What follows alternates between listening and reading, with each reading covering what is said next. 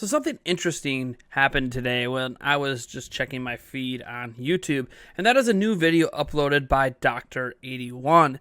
He discovered a LinkedIn profile from an employee at EA that has some very interesting information on Nintendo Switch. Here it is. This is from a software engineer that started working at EA back in July of 2018 in the Seattle area for the EA DP gameplay services. It says he's responsible for creating and maintaining SDKs for Xbox, PlayStation, and PC, which allows game teams to integrate their games within the EA environment. He engineered already existing SDKs for Nintendo Switch, allowing game teams to enable publishing games on Switch. And it says the SDKs he's actively worked on and have been used in Battlefield 5 and Anthem. Now, you could take this as suggesting that Battlefield 5 and or Anthem are coming to Nintendo Switch if you would prefer, but I think this is more exciting in that there's potentially other games he's been working on or SDKs he's worked on for games for Switch that in particular might not necessarily be announced at this point. We could be talking about future Madden games, future NBA Live. We could be talking about Dragon Age, which has been announced, but not really maybe at that point where there'd be updated information on people's LinkedIn profiles yet.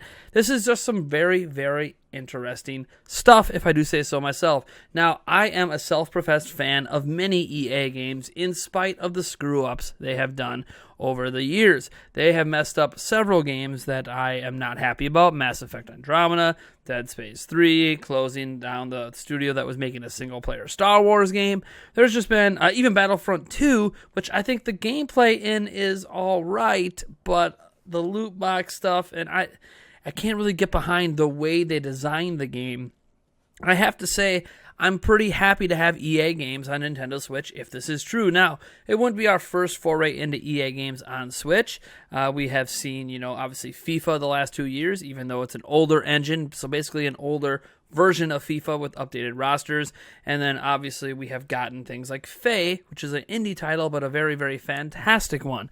So what's exciting about this is this kind of suggests, without mentioning it, that they have Frostbyte running on Switch. And why do I say that? Because every single game EA makes uses the Frostbyte engine. Like everything they do. So to have, working on SDKs for Switch, existing ones, etc., trying to get them working for, different games suggests that one, EA was already, before this person was hired, trying to get some games on Switch, and two, that they obviously have their engine running on Switch. It's not too surprising since Frostbyte can run on mobile devices, but again, we're not seeing like Battlefield 5 and Anthem running on phones, the Samsung Galaxy Note 9 or anything like that anytime soon anyways. So it'll be interesting to see what, if any, EA games next year end up coming to Switch. It is possible that this just means FIFA, that we're just going to get the next FIFA game and it's going to actually use the Frostbyte engine, in particular just so they could give us all of the microtransactions since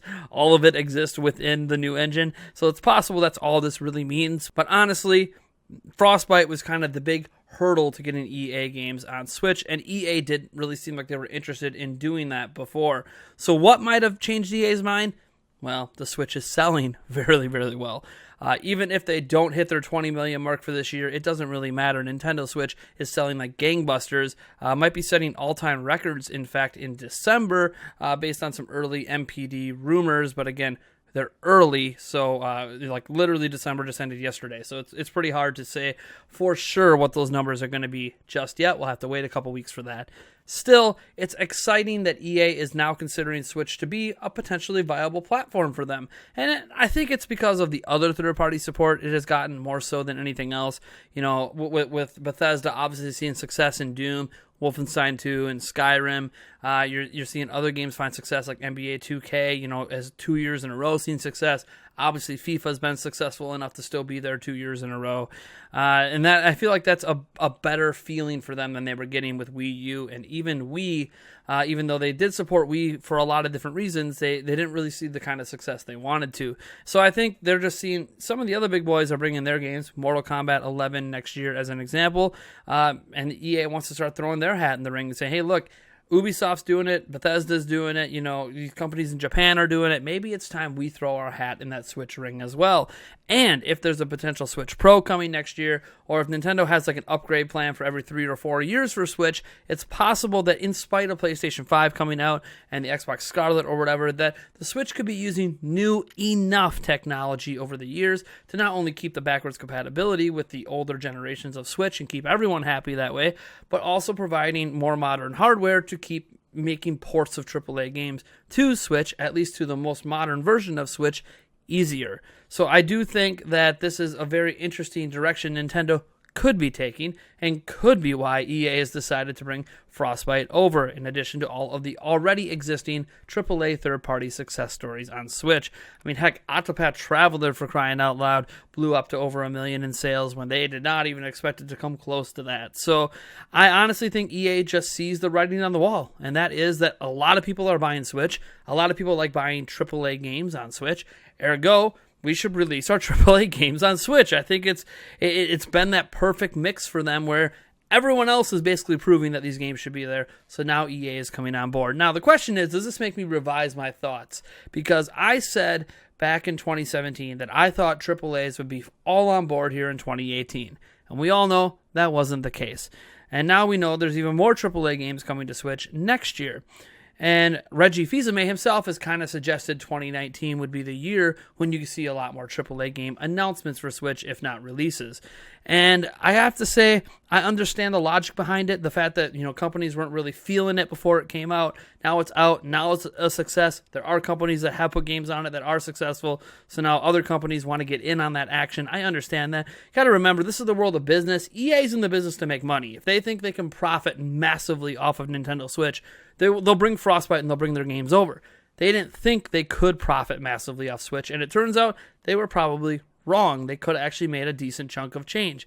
So that appears to be at least what's happening now. Remember, this is speculation based on some listings and a software engineer, from EA on LinkedIn, and we're kind of extrapolating and speculating on what could be happening. Again, it literally could just mean next year's FIFA game is going to be using Frostbyte. It could mean nothing for crying out loud. It could just be he's working on projects that get canceled and never end up coming to Switch. But still, it's worth considering the fact that EA is at least attempting to do something with Switch that feels like more than they've already done, in particular with their modern engine. And if Frostbyte's running on Switch, that does open the doors to pretty much everything, even if it's going to be at a worse visual quality.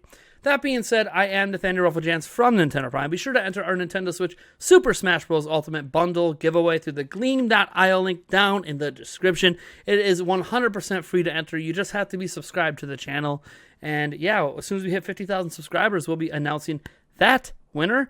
And I don't really have anything else to say, so like the video if you like it, and I'll just catch you in the next one.